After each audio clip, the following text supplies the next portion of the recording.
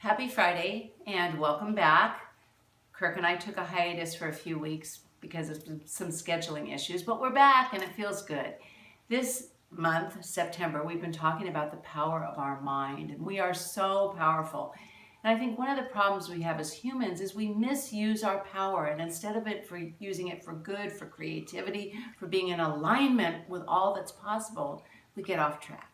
So Don Miguel Ruiz talks about the 4 agreements that we can use, agreements we make with ourself, with life, with God, with spirit, with the creative potential in the world to live happy, productive, joyful lives. The first agreement, be impeccable with your word. Use the power of your word to speak goodness about ourselves, about others, and about life. And the second one is don't take anything personally. How often, is it we take things personally that other people say? But what other people say is about them and not about us. Last week we talked about don't make assumptions.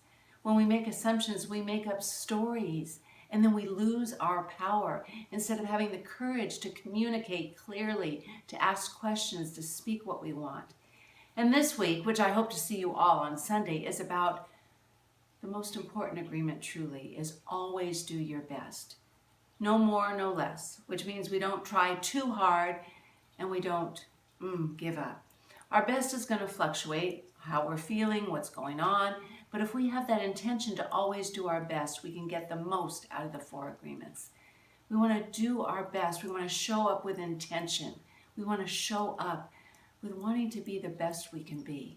So I'm anxious to see you this Sunday so we can really talk about ways that we can show up, do our best, not try too hard, so we can eliminate judgment of ourselves and others.